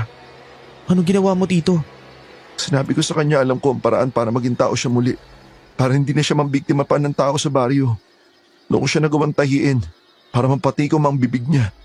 Sinugatan ko rin ang mga paa niya para hindi niya ako mahabol. Tito, kung sinaraduan mo ang bibig niya, ibig sabihin naabuti na siya ng gutom. 2 linggo na rin na nawawalang biktima bukod sa'yo. Ibig sabihin ilang araw na siyang nagpipigil na kumain ng tao. Sa ginawa mo, hindi ba yun ang sinasabi mo sa akin noon tito? Na oras na masagad ang gutom ng isang aswang na may lahing tao, malilimutan na niya ang kanyang lahi at magiging halimaw na lang siya. Ganun na nga pero wala na akong ibang magagawa pa. Yun na lang ang tanging paraan para hindi niya ako mapatay at para makatakas ako ng tuluyan. Paano kung tumawag na tayo ng mga pulis, Alex? Lahat ng gamit ay nasa sasakyan, mahal. Walang telepono dito. Hindi tayo pwedeng lumabas basta-basta. Diyos ko. Nagpasya kaming magsama-sama na lang muna noon sa isang silid lalo na't hindi imposibleng makapasok ang aswang dahil ilang beses na nga niyang nagawa iyon sa kanyang mga biktima. Magdamag, nagpalitan kami ni Alex sa pagbabantay ng gabing yun habang tahimik akong nakaupo sa isang single sofa. Nakatanaw sa kaunting bukas na kurtina ng bintana. Kitang-kita ko ang umuuling aswang sa labas ng bahay para bang hindi mapakali. Napapaluhod at pilit kinakalmot ang kanyang lalamunan, ngunit hindi naman niya magawang maalis yun. Saglit akong sumulyap sa kapatid ko, nakatalikod sa noon sa aking pwesto kaya hindi ko malaman kung gising ba siya o hindi. Sa tabi niya tulog naman si nanay, medyo nakasandal sa mahabang sofa at parabang hinahaplos ang likod ni John. Si Jack at Alex naman ay nasa magkabilang dulo ng nilatag na kama. Mahimbing na rin ang tulog. Marin akong lumunok bago tumayo para kumuha ng tubig at uminom. Tanaw namin sa kusina ang sala, kaya nakikita ko pa rin sila sa kanilang puwesto habang lumalagok ako ng tubig. Shit! Ano yun? May kalabog akong narinig. Shh! Huwag ka maingay. Nararamdaman ko siya sa labas. Kailangan na natin sila magising. Siguraduhin mong hindi sila makakagawa ng kahit anong ingay. Jack, anak, gising. Bakit po? Shh! Huwag ka maingay. Kailangan mong gumising. John! John, gising! Bakit? Nasa labas ang halimaw, gumising ka. Delikado na tayo dito. Sandali. Nay, gising po. Bakit? Anong nangyari? Nay, nasa labas ang halimaw. Kailangan na nating umalis dito. Nay, nasa ang susi ng basement? Sandali, kukunin ko lang. Tahimik ang bawat isa habang nakikiramdam sa paligid ng gabing yun, Sir Jupiter. Habang kinukuha ni Nanay Fe ang susi sa itaas, ako naman ay nakikiramdam sa halimaw na paikot-ikot sa paligid ng aming bahay. Nasisipat ko pa nga ang kanyang anino sa saradong bintana. Kitang-kita ko ang mabibigat niyang paghinga. Napasign of the cross ako nang huminto ang anino sa tapat ng pinto. Sunod noon ay ang malalakas na kalabog sa pintuan na alam naming kahit anong pang sandali ay maaaring mag-iba sa lakas ng puwersa ang halimaw. Pero habang ginagawa niya yun, tahimik lamang kami. Walang lumilikha ng kahit na anong ingay at maging ang halimaw ay puro ungol lamang ang inililikha. Para bang umiiyak na hindi ko maipaliwanag. Sakto namang bumaba si nanay, di katagalan dala ang susi. Nanginginig sa noon, Sir Jupiter, sa labis na nerbiyos at pag-aalala. Agad kaming tumakbo sa kusina. Hinanap ko ang basement na matagal nang hindi nabubuksan. Nakapwesto ito sa likod ng aparador at huli ko pang naalala na pumasok doon noong high school ako para kumuha ng gamit sa loob ng basement na siyang ginawa na naming bodega. Pero noong araw na yun, Sir Jupiter, nagulat ako nang buksan ko ang aking silid at makita ang tila malinis na espasyo. Wala nang kahit anong gamit gaya ng inaasahan ko. Maliban na lamang sa aparador na gawa rin mismo para sa silid. Malinis din ang mga pader, ganoon pa rin ang kupas at natitiklop na pintura. Pero nakakapagtaka na wala na ang mga gamit doon na alam kong wala namang ibang napaglalagyan si nanay. Tumingin ako sa kanya na nagtataka pero basa ko sa kanyang mga mata ang parehong reaksyon. Maya-maya, biglang naunang pumasok si John. Pumunta siya sa sulok. Binuksan ng kurtinang nakatabi sa aparador na sementado. Doon bumungad sa amin ang ilang makakapal na blanket. May camping materials at higit sa lahat mga pagkain at detalye na parabang inihanda talaga kung sakali mang may mangyari na hindi maganda. Nadala niyo ba lahat na kailangan ninyo madala? Nasarado ko ng pinto. May kutob akong tuluyan ang nakapasok ang halimaw sa bahay. Huwag kayong mag-alala. May mga gamit naman ako nakahanda dito. Anak, hindi ko alam na nakakapasok ka pala sa basement na ito. Oo nga, John. Ang akala ko wala na nagbubukas nito mula po nang nawala si tatay. Nakuha akong susi ni tatay kaya nabubuksan ko to. Nasaan na ang mga gamit natin na nakatago dito, anak? Di naman lahat importante yun, Nay. Tinapon ko na po lahat. Ano? Oh, Diyos ko anak. Karamihan pa naman sa mga gamit na yun ay mula pa noon. Bakit naman hindi ka man lang nagpaalam sa akin? Nay, wala na rin naman kayo magagawa kasi nailabas ko na lahat yun dito. Tsaka mas importante pa ba yung kumpara sa mga buhay natin ngayon? Itong mga pagkain na kaibak dito. Anong pinaghahandaan mo dyan? Nakalaan lang po yan para kung sakali magamit ang basement. Kagaya ngayon. Tignan mo ate, kung hindi ko ginawa yan, baka mamatay tayo sa gutom dito. May mga beddings. May pagkain. Ano to dito? May kulungan ba dito? Napalingon ako sa aking anak na nakatayo sa may gilid ng sementadong aparador at kitang-kita ko siyang nakasilip sa likuran. Lumapit ako at nakisilip na rin at nakita ko roon ang mga bakal na parabang mga kulungan ng hayop. May iba ring mga foldable bed na metal ang higaan. Hindi ko maalala na may ganitong gamit kami noon doon. Pero hindi ko na lang masyadong pinagtutuunan ng pansin, lalo na nang sabihin ni John na hindi rin niya alam kung para saan yun. Itinanggi rin niya na siya ang naglagay noon doon. Naisip ko rin na kadalasan ay si tatay ang nasa basement noon kaya isinawalang bahala ko na lang yun. Baka nga may gamit kaming ganito at hindi lang namin alam. Minabuti kong lumayo na lang muna sa kanila at lumapit sa saradong pinto. Wala akong narinig na kahit anong ingay doon. Hindi ko alam kung dahil sa basa at nakukulog na paligid o dahil wala na ang aswang sa labas. Sumulyap ako saglit sa seradura ng pinto at hinawakan yun ng may kaba. Pagkatapos ay dahan-dahan kong ipinihit yun nang biglang may nagsalita sa likuran ko. Ate, Ano? soundproof ang basement na to. Mabuti pa, bukas ng umaga na lang tayo sumilip sa labas. Oo, mahal. Napansin ko nga na soundproof. Mukhang inihanda rin ang silid na ito para sa kahit anong sakuna. Iyan na nga ang rason kung bakit ginawa ito ng ama niyo. Ang galing naman po pala ni Lolo. Kumuha na kayo ng mga sleeping bag muna. Pagkatapos nito magpahinga na kayo. Ako na magbabantay ng oras. Pag umaga na susubukan kong sumilip sa labas at pakasakaling magawa nating maayos yung sasakyan para makaalis na tayo rito. Sasama ako sa pagbabantay mo, mahal. Pero paano kung hindi naman natatakot sa umaga ang aswang? Paano kung sa araw lang mismo? Marami na ako na pag-aralan na ganito. Kahit umaga, kaya nilang mambiktima basta walang sikat ng araw. Ang ibig mong sabihin, anak, may posibilidad na manatili sa loob ng bahay natin ang halimaw? Ganun na nga po. Oh, Diyos ko, Panginoon kong Diyos. Anong gagawin natin ngayon? Nagawa po tayo ng paraan. Hindi pwedeng manatili na lang tayo dito.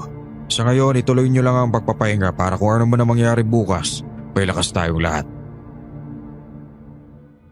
Kahit napilit kong pinagpapahinga ang lahat, alam kong mababaw ang kanilang mga tulog noon, Sir Jupiter. Samantalang ako naman ay hindi na mapakali sa aking pwesto. Ramdam ko sa aking katawan ang takot pero pinipilit kong ikalma ang sarili. Tuwing magtatama ang aming paningin ni Alex, sinusubukan kong ipaalam sa kanya ang aking mga alalahanin gamit ang mga tingin. Nang lumapit siya sa akin, doon ko narinig ang kanyang bulong na lalo pang nagpahina ng aking loob. Sa mga oras na yun, wala na akong gustong mangyari kundi makalabas sa basement na yun at matapos na ang lahat. Ngunit kinaumagahan, pagpatak ng 8:00 ng umaga, ginising ko na agad si John. Mahigpit ko siyang hinawakan sa balikat, hinila sa isang tabi at sinigurong hindi kami makagagawa ng ingay na pwedeng magpagising kay nanay. Bakit ate? John, ano bang gusto mo mangyari? Bakit mo inalis ang mga gamit dito ni nanay? At bakit iba na ang panara ng basement? Akala mo ba hindi ko mapapansin na nakalak na tayo dito? Hindi ko alam eh. Sinabi nang huwag mo na akong lokohin eh. Ngayon mo pa talagang pipiliing magsinungaling sa akin? Ano ba talaga nangyayari? Binenta ko ang gamit ni nanay. Sinasabi ko na nga ba eh. Para saan? Anong kailangan mo sa pera pinagbilhan mo nun? Hindi mo naman maiintindihan ate eh. Paano ko mauunawaan kung hindi mo ipapaliwanag sa akin? Hindi pa ngayon ang tamang oras. Diyan naman, napipiko na ako sa mga kilos mo. Mula na makita kita ngayon, ramdam ko na yung pagbabago sa'yo. Ano ba kasi tinatago mo ha? May nagawa ka bang kasalanan? Wala. Paano ka namin matutulungan kung hindi mo kami hahayaang malaman kung ano talaga yung nangyayari sa'yo? Diana, nagigising na si nanay. John, please, Sabihin mo sa akin yung totoo. Parang awa mo na. May kinalaman ka ba sa pagiging halimaw ni Mang Danny? Wala naman. Bakit ka ba nag-iisip ng ganyan, ate? Dahil naguguluhan na ako sa'yo. Wala akong kinalaman sa pagiging aswang niya. Inalam ko lang kung paano siya kumilos at paano siya mambiktima, yun lang. Wala nang iba. Ang mabuti pa dyan, buksan mo na muna ang basement. Ibigay mo sa amin ang susi palabas. Kung malinis ang konsensya mo, tumulong ka na maayos. Dahil sa sitwasyong ito, dinadamay mo lang kami dahil mukhang ikaw ang pakay ng halimaw na yon. Alex, ano ba? Ako na may kipag-usap sa kapatid ko. Nakakapi ko na kasi. Nalalagay sa peligro ang buhay natin, ng anak natin. Wala naman akong balak na ipahama kayo. Mas safe pa nga ang ginawa ko sa pinto eh. Ano bang iniisip niyo sa akin? Oh, etong susi. Pwede niyo namang hingin sa akin na lang na maayos.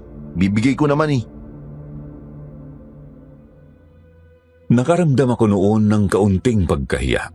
Hindi ko rin naman gusto na mambintang o pag-isipan ng masama ang kapatid ko, Sir Jupiter, pero masyadong nakakalito ang mga nangyayari.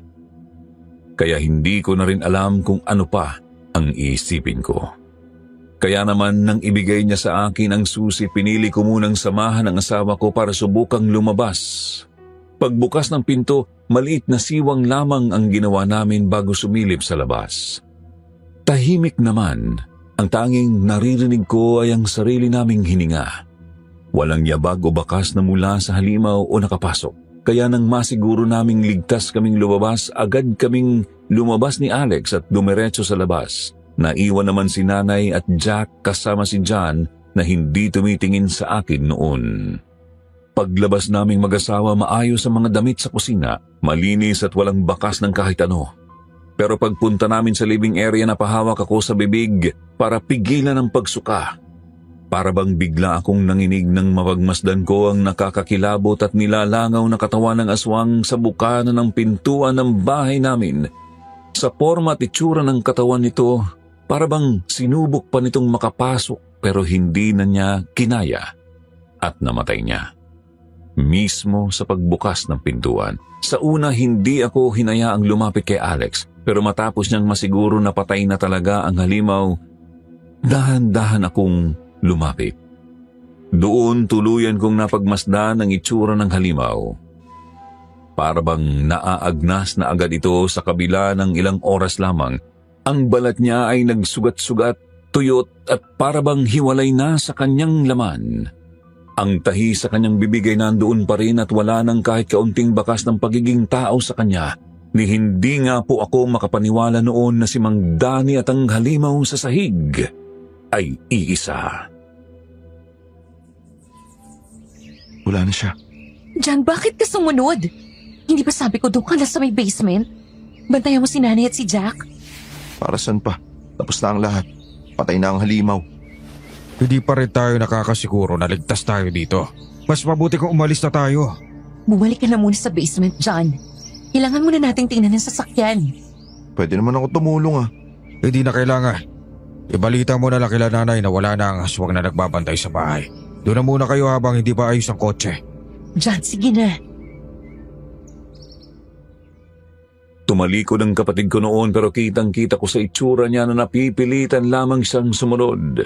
Kami naman ni Alex ay dumaan sa kabilang pinto para puntahan ang sasakyan at ayusin ito. Habang sinusubukan namin ni Alex ang sira ng makina, bigla akong nakarinig ng mahinang pagkaladkad na hindi ko malaman kung saan nagmumula. Walang pagpapaalam, lumakad ako para sundan ang ingay at nakarating sa bukana ng bahay. Doon nakita ko na biglang nawala ang katawan ng halimaw na malinaw na ilang minuto lamang ay natagpuan namin doon na walang buhay. Sa sahig nakalaglag ang isang syringe na walang laman. Bigla akong kinabahan at nangangatal na tumakbo palayo at pabalik sa aking asawa. Pagbalik ko sa sasakyan, nagtatakang nagtanong ito ngunit hindi na ako nakasagot pa. Kunin mo ang bag ko sa sasakyan. Bilisan mo. Kailangan natin bumalik sa basement. Bakit? Anong nangyayari, Diana? Basta halika na, bilis! Ma, paanong nangyayari? Hindi ko alam. Anong ibig mo sabihin? Bakit bigla ka nagpapanik? May nakita ka ba? Teka, may iba pa bang aswang? Sabihin mo para matulungan ka namin. Sandali, anak. Ito, uminom ka muna ng tubig. Ikalma mo muna ang paghinga mo. Salamat, Nay. Diana, sabihin mo nga sa akin. Ano ba nakita mo? May bumuhay sa aswang, Alex. Buhay siya ulit. Ano? Anong ibig mong sabihin? Kitang-kita natin kanina patay na ang aswang. Makakaalis na tayo rito. Hindi dahil kanina nung umalis ako at iniwan kita sa sasakyan. Tinignan ko muli yung katawan ng aswang at wala na to doon. May bumuhay sa kanya. May bumuhay po sa aswang? Ibig sabihin may kakampi ang aswang na yon? Mukhang gano'n na nga. Ano gagawin natin ngayon? Kailangan nating bumuo ng plano. Kung hindi makukulong na lang tayo sa basement na to habang buhay. Sandali. Nasaan si John? Sumunod siya sa inyo kanina. Hindi niyo ba siya nakita? Nakita namin siya pero pinabalik ko na agad siya dito. Pero hindi pa po siya bumabalik dito mula nung magpaalam siya. Nalalabas para sumunod sa inyo. Shit. Kailangan natin balikan si John, Alex. Hindi siya bubuhay ng aswang na yun lalo na parang malaki ang galit ng aswang sa kapatid ko. Teka ma, mas delikado kung kayo ang lalabas. Paano kung hindi lang pala iisa ang aswang? Paano kung marami sila?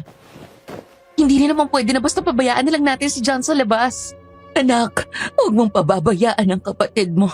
Bata pa siya. Alex, tulungan mo si John. Maawa ka sa kanya. Ay, huwag na po kayong umiyak. Susubukan po namin hanapin si John.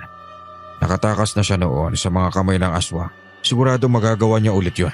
Magtiwala po tayo sa kakayahan niya. Kung lalabas kayo, sasama ako. Ano? Hindi pwede, Jack. Gusto mo bang ikaw yung mapahamak? Ma, hindi mo ako mapipilit na walang gagawin. Anak, Jack, dito ka na lang, apo. Baka mapahamak ka pa. Nag-aalala lang naman ang mama mo sa'yo. Nag-aalala lang din naman po ako sa tito Jan ko. Lola, saka hindi rin naman makakatulong kung magkukulong ako dito. Hayaan niyo na po akong tumulong sa inyo. Tama si Jack, Diana.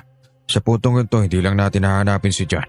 Kailangan na natin subukang labanan ng aswang at kailangan na natin ng tulong na marami. Ma, hindi na po ako bata. Kaya ko ng sarili ko. Kailangan natin ng sandata para kahit paano may panlaban tayo sa aswang. Tama po. Natatandaan ko, sabi ni Tito John sa akin nun, ang tanging makakapatay lang sa isang halimaw ay ang patay ng kanyang puso. Sige, pero nanay maiwan ka dito. Subukan mo pong humarap ng signal para makatawag ka ng mga pulis. Sige. Labag man sa kalooban ko noon, Sir Jupiter, wala na akong nagawa kundi hayaan na sumama si Jack. Hindi ko na rin alam kung ano pa ang susunod kong gagawin.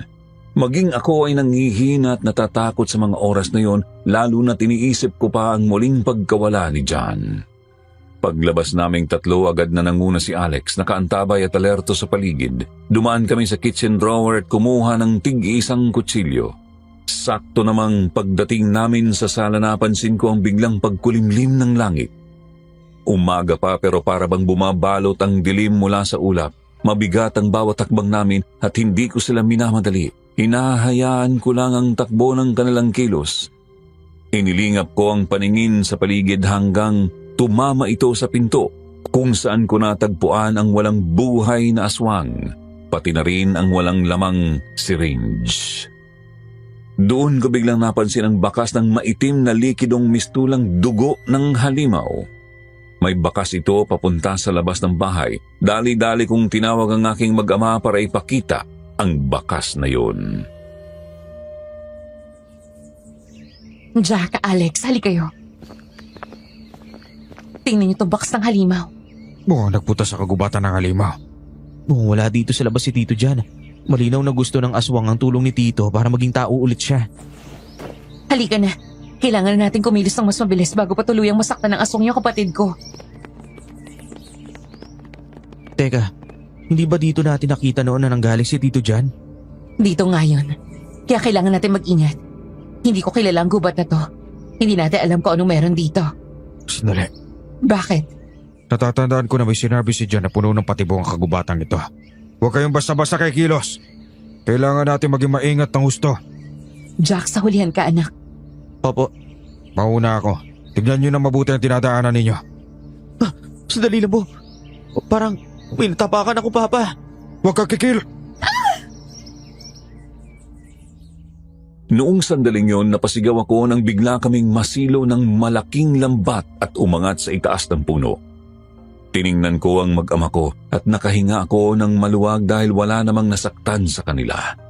Nangakma ko nang gagamitin ang hawak kong kutsilyo para sirain ang lambat. Hinawakan ni Jack ang kamay ko habang tinakpan naman ni Alex ang bibig ko.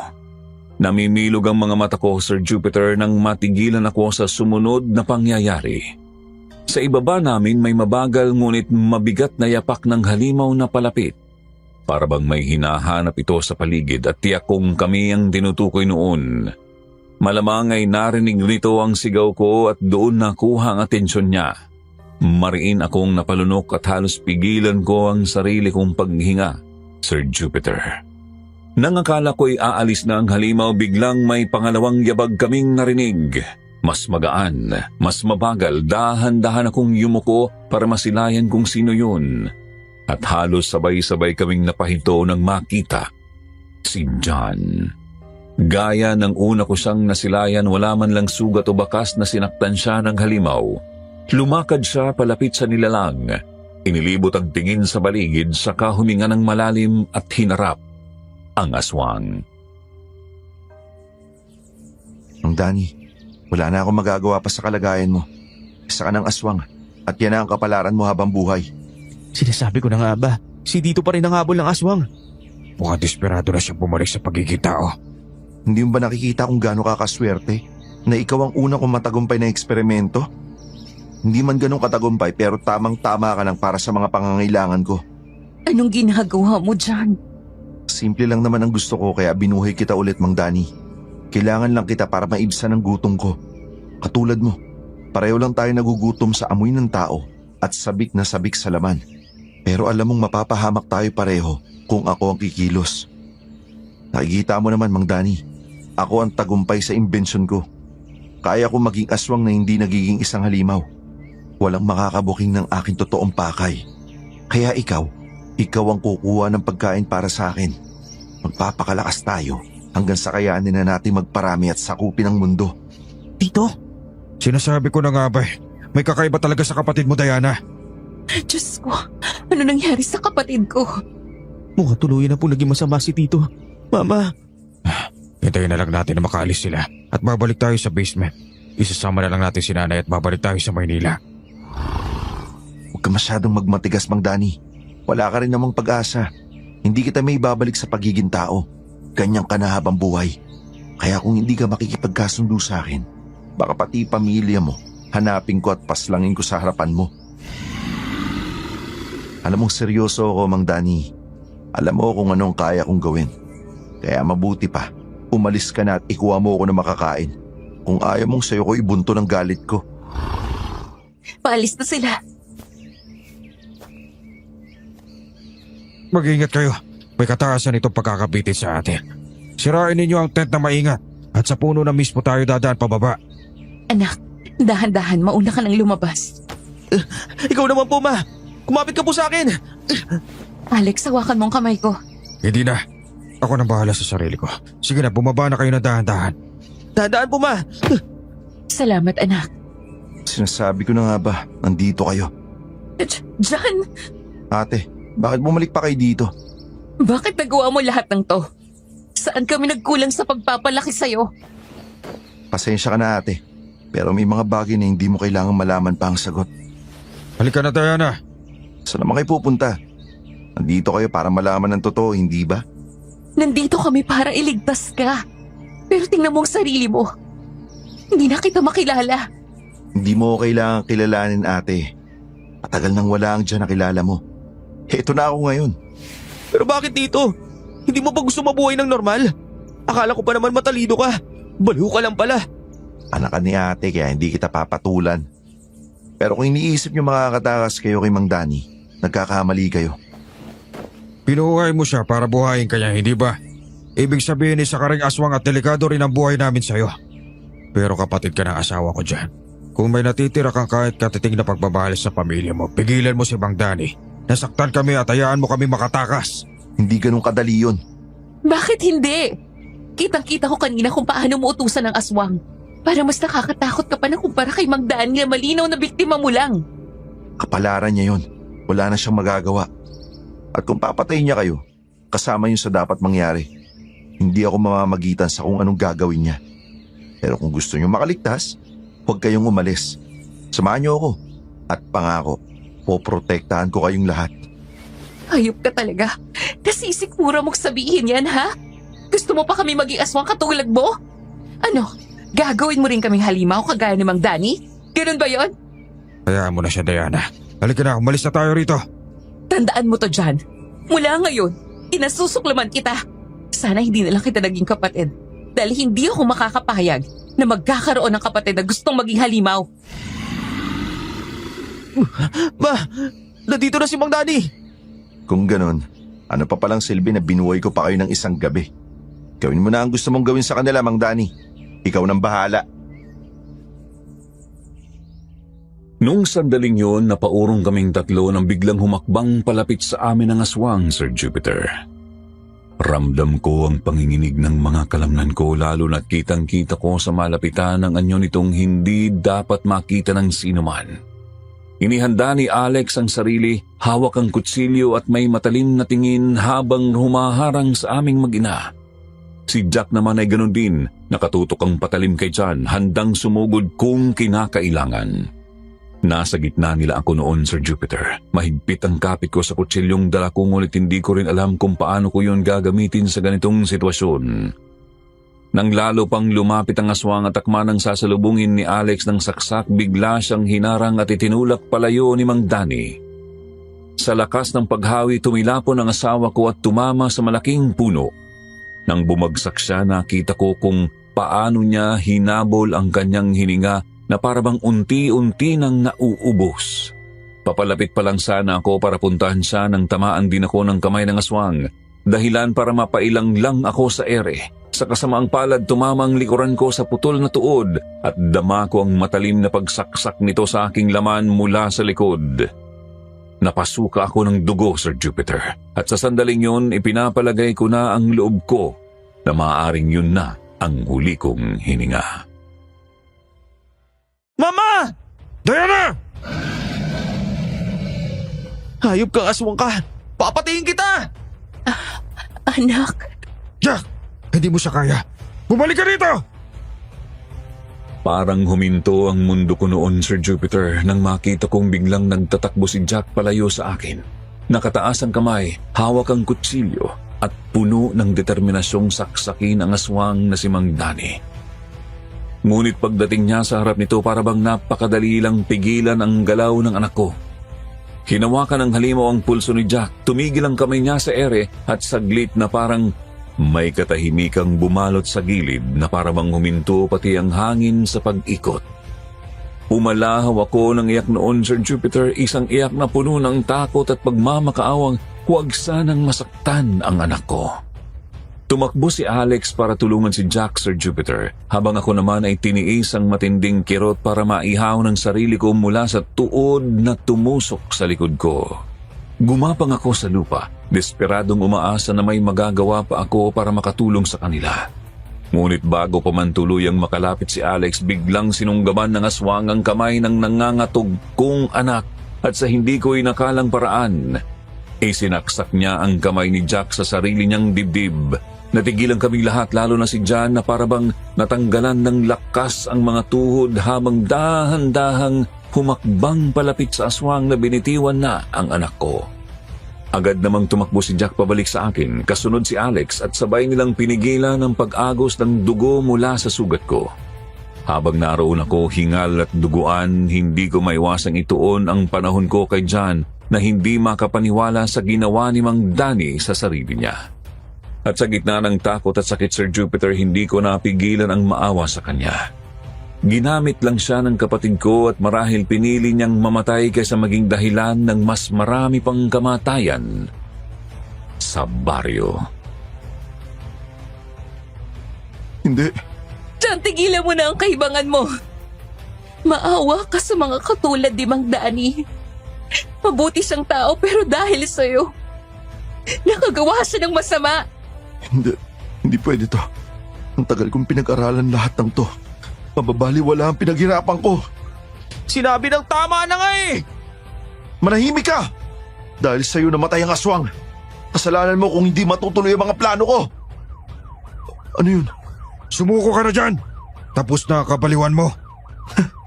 At sino naman nagsabing wala akong susunod na plano? Baka nalilimutan nyo. Isa rin akong Naputol ang sasabihin noon ni John, Sir Jupiter, nang biglang lumusot sa dibdib niya ang matulis na mga kamay ng aswang.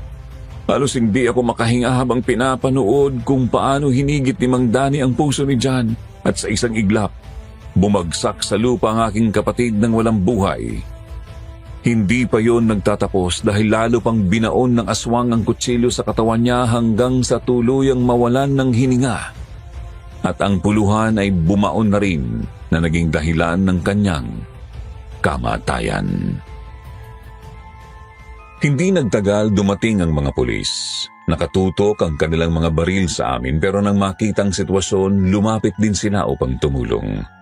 Isinakay nila ako sa ambulansya at awa ng Diyos, nagawa pang malunasan sa ospital. Lumipas ang ilang taon at sa totoo lang, wala akong natira, kundi puro sakit at paulit-ulit na masasamang panaginip sa gabi kahit ilang buwan na ang lumipas.